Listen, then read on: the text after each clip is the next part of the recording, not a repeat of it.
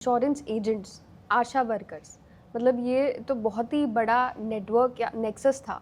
तो इस नेक्सस के क्या-क्या कंपोनेंट्स थे? ये कितना डीपली फैला हुआ था? इसमें कितने बैंक्स, कितनी इंश्योरेंस कंपनीज़, किस एक्सटेंट तक इसमें इन्वॉल्वमेंट है? तो हम लोगों ने जब इसका डेटा एनालाइज़ किया तो हमें ये लगा कि हर इंश्योरेंस कंपनी के लिए ये काम करता था। बेसिकली क्या करते हैं इंश्योरेंस कंपनीज़, इन्वेस्टिगेशन कंपनीज़ होती हैं अलग-अलग। देश में हज़ारों इन्वेस्टिगेशन कंपनीज़ हैं। ये आदमी 2 कंपनी के लिए काम करता था, first solution services, East India company.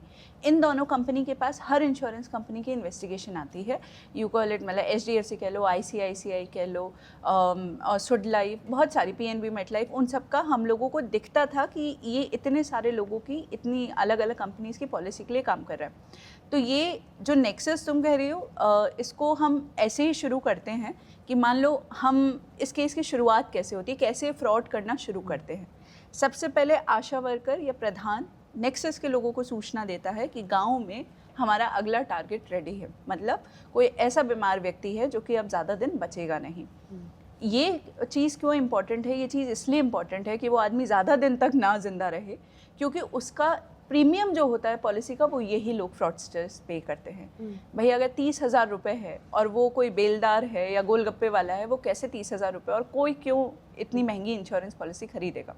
तो प्रीमियम ये पे करते हैं और इनको 1 साल के बाद वापस ना देना पड़े, इसलिए ये उन्हीं लोगों को तलाशते हैं जो कि जल्दी मरने वाले हैं। तो सबसे पहले आशा और प्रधान ने बताया कि टारगेट रेडी है, फिर ये लोग आएंगे, उनको लुभाएंगे, उनको सरकारी स्कीम का लालच देंगे, उनके सारे डॉक्यूमेंट्स लेंगे। बैंक वाले इनको अकम्पनी करेंगे। बैंक वाले लोग फिर इनका फ्रॉडुलेंटली नॉमिनी का बैंक खाता खोल देंगे और जो लाइफ अश्योर्ड है उसकी पॉलिसी शुरू हो जाएगी। उसके मरने के बाद ये लोग उसके घर जाएंगे, उसके सारे बीमारी के कागजात खुद ले लेंगे। कहेंगे कि अगर किसी को पता चल गया कि तुम्हें ये बीमारी थी तो जो पैसा आना है वो भी नहीं आएगा। तो सीधे साधे लोग इनको सारा के सारा पेपर दे देते हैं। वो ये क्यों करते थे कि अगर मान लीजिए आईसीआईसीआई की मैं हूँ और मुझे लगा कि इस केस में कुछ प्रॉब्लम है और कोई मान लीजिए ओमकारेश्वरी मुझसे कह रहा है कि ये इन्वेस्टिगेशन मुझे दो, तो मुझे लगेगा नहीं तुम तो गड़बड़ हो, तुम क्यों मांग रहे हो, मैं किसी थर्ड पर्सन को इन्वेस्टिगेशन दूंगी। थर्ड पर्सन अगर वहाँ गया और उसे अगर बीमारी के कागज़ मिल गए तो वो रिजेक्ट करा देगा। तो इनका इंश्योरेंस का जो रूल है वो ये है कि अगर आपके पास कोई एविडेंस नहीं है अपने क्लेम को सपोर्ट करने के लिए इन्वेस्टिगेशन रिपोर्ट में, तो हमें लोगों को क्लेम देना ही पड़ेगा। तो ये आदमी के पास कोई सबूत नहीं छोड़ते थे। अगर वो कह रहा है कि वो आदमी हार्ट अटैक से मरा है तो इंश्योरेंस कंपनी को मानना ही पड़ेगा इन डर्थ ऑफ एविडेंस। इसलिए वो उससे सारे बीमारी के कागज़ ले लेते थे, मृत्यु प्रमाण पत्र लेकर फिर आवेदन करते थे। इनकी सेटिंग इंश्योरेंस कंपनी के भी कुछ लोगों से है, उस पर हमारा काम अभी चल रहा है। और ये अपने आप को ही इन्वेस्टिगेशन अलॉट कराते थे, ओके रिपोर्ट लग जाती थी, पैसा आता था। पैसा आने के बाद हम जो बैंक ट्रांजैक्शन स्टेटमेंट्स हमने देखे हैं, विद इन 1 और 2 डेज़ ये पूरा उसको खाली कर लेते थे। इसमें एक बहुत ही इंपॉर्टेंट पॉइंट है कि जो नॉमिनी का बैंक अकाउंट होता है, हम सबके बैंक अकाउंट्स एक मोबाइल नंबर से लिंक्ड होते हैं। ये वो मोबाइल नंबर भी, इसमें हम लोगों ने बैंक के ये जो मोबाइल कंपनीज़ के पीओएस एजेंट्स हैं उनको भी जेल भेजा है, क्योंकि ये लोग क्या करते थे। तो हमने देखा कि सुनीता के साथ जो मोबाइल नंबर था वो अस्तित्व में नहीं था। उसका कैफ निकाला हम लोगों ने कि ये है नंबर किसका, हमें सुनीता तक पहुंचना था।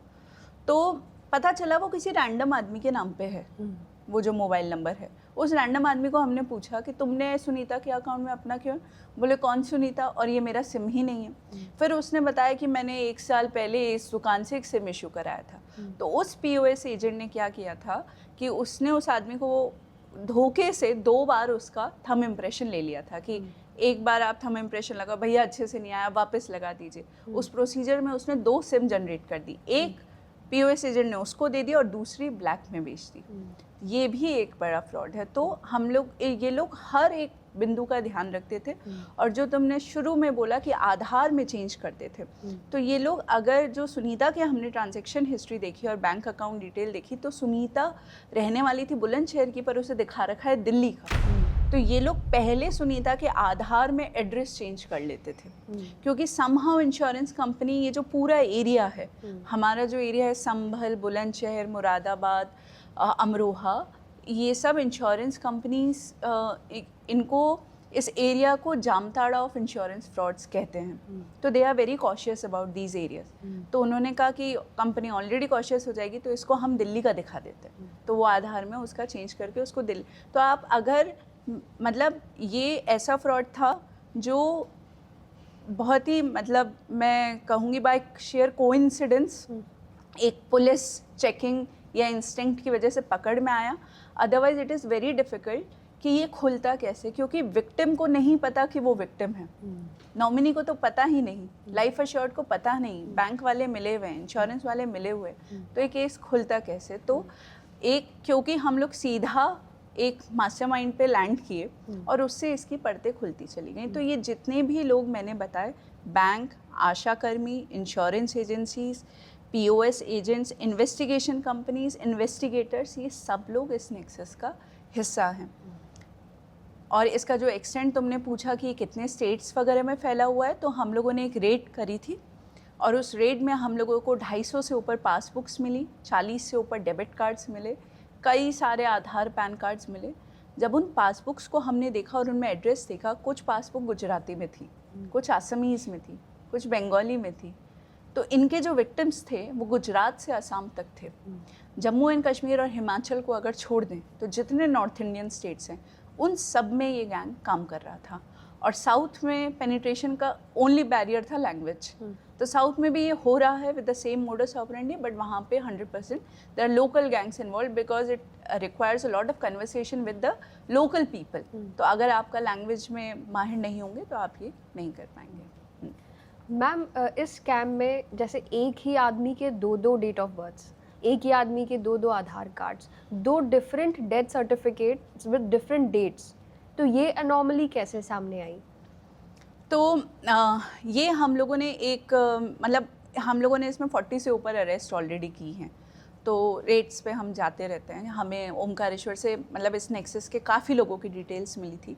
We are continuously doing this. तो उसमें से एक रेट में जहाँ से मैंने बताया 250 पासबुक वगैरह मिली, वहाँ से हमें बहुत सारे डॉक्यूमेंट्स मिले थे। उसमें ये जो केस आपने शुरू में मेंशन किया था, तो एक तो डेट ऑफ डेथ वाला निकला। मतलब एक व्यक्ति था जिसका नाम त्रिलोक था। 19 जून का हमें उसका क्रीमेशन का रिसीट मिला। दिल्ली में उसका क्रीमेशन हो गया था निगम बोध घाट पे। फिर हमने देखा कि उसकी मौत के 3 महीने बाद उसके नाम पे 2-3 पॉलिसी खुलती हैं। अगस्त में खुलती है, सितंबर में, जो आदमी मर चुका है। अब आपने मरे हुए आदमी को जिंदा दिखा के पॉलिसी खोल दी, तो क्लेम लेने के लिए आपको उसे वापस मारना पड़ेगा। तो हमें उसी डॉक्यूमेंट्स के सेट में त्रिलोक, जो कि जून में मर चुका है, 27 दिसंबर की हमें उसकी पूरी ट्रीटमेंट फाइल मिलती है। यहाँ तक कि त्रिलोक का ECG भी, और एक बहुत ही रेप्यूटेड मेडिकल इंस्टीट्यूशन का ये पूरा डोजियर था। तो ये हम लोगों के होश उड़ गए, देखिए कि ये क्या हो रहा है। ये त्रिलोक वापस जिंदा हो गया, वापस उसका ट्रीटमेंट भी हो रहा है, और उसका हमें दूसरा डेथ सर्टिफिकेट दिखा जो कि 27 दिसंबर को उसका हार्ट अटैक आया, उसको ट्रीटमेंट हुआ, ट्रीटमेंट के दौरान वो मर गया। ये दिखाते हुए उसका मृत्यु प्रमाण पत्र बनता है और MCD के द्वारा उसका एक डेथ सर्टिफिकेट जारी हो जाता है। एक ही आदमी इस केस में 2 बार मरा था। तो इससे हमें ये समझ में आया कि ये लोग सिर्फ टर्मिनली इन लोगों को नहीं टारगेट कर रहे हैं, ये उन लोगों को भी शिकार बनाते हैं जो कि ऑलरेडी मर चुके हैं, और उनकी फैमिलीज़ को भी इसी तरीके से ड्यूप करके उनके डॉक्यूमेंट्स ले लेते हैं। जो डेथ 2 DOB वाला आधार का मामला था, तो जब आप किसी केस पे काम करते हैं और आप उसको पूरे मन से करते हैं तो आपको लोकल रीजन से कंप्लेंट्स मिलना शुरू हो जाती हैं। उसी में मेरे पास एक कंप्लेन आई थी, एक इनपुट आया था कि एक आदमी है, उसने अपने पापा की एज कम करा के PMJJY का लाभ लिया है। अब PMJJY जो प्रधानमंत्री जीवन ज्योति बीमा योजना होती है, उसकी 2 कंडीशन है। पहली कंडीशन, आपकी एज 50 ईयर्स से कम होनी चाहिए। दूसरा, आपकी डेथ पॉलिसी शुरू कराने के 45 डेज़ के अंदर नहीं होनी चाहिए। तो ये जो पंचम सिंह का केस है, पंचम सिंह का लड़का था विनोद। पंचम सिंह 70 ईयर्स के थे। अब 70 ईयर्स के आदमी का PMJJY तो हो नहीं सकता। और जो विनोद ने अपने ज़ुबान में कहा, उसने कहा कि पापा मरने ही वाले थे, मैंने सोचा कुछ फ़ायदा हो जाए। तो उसने अपने 70 ईयर ओल्ड फादर की 21 ईयर्स कम कराई और उनको 1955 बॉन्ड दिखाया, 1976 बॉन्ड। तो हमें बड़ा अजीब सा लगा। हमने जब विनोद को बुलाया था तो उसके पास उसके मोबाइल में 2 आधार थे, एक में DOB 1955, दूसरे में 1976। हमने कहा या तो एक आधार फर्जी है। हमने पंचम सिंह के आधार से उसके बेटे का मोबाइल नंबर लिंक था, तो OTP उस पर आया। हम लोगों ने UIDAI में लॉगिन करके आधार अपडेशन हिस्ट्री चेक किया and we were shock to see कि ओरिजिनल आधार डेटाबेस में 21 ईयर्स एज कम करी गई थी और उसने PMJJY के लिए आवेदन किया था। तो ये भी एक MO निकल के आया। और फिर जब इसके ऊपर काम करना शुरू किया, हम लोगों ने आधार UIDAI से भी इसके लिए संपर्क किया, बट उनका अपना कुछ एक्ट उन्हें रिस्ट्रिक्ट करता है डिटेल शेयर करने से। तो हमने कहा जब विनोद करा सकता है अपने पिता की काम, तो हम भी कराने का कोशिश करते हैं। हमने अपने लोग थोड़ा क्षेत्र में छोड़े कि आप भी मतलब लग जाओ और हमें इस गैंग तक पहुंचना है। And we busted a gang of 4 people. 3 इसमें बदायूं के थे, 1 इसमें अमरोहा का था। और हम जब उनके यहाँ पहुँचे तो हमें दुनिया भर के modified scanning devices, iris images हमें मिली, उनके पास से कंप्यूटर सिस्टम्स मिले। और फिर हमें वी बस्टेड अ गैंग जो कि देश भर में कहीं पे भी बैठे हुए आदमी का उसके आधार के ओरिजिनल डेटाबेस में मनचाहा चेंज कर रहा था। इस केस के जो तुमने शुरू में पूछा था रैमिफिकेशंस, तो इसके कई हम लोगों को इसमें से ये जो आधार का वर्कआउट हुआ गैंग का, वो भी इसका बहुत ही अच्छा आउटकम रहा। मैम, आधार जैसे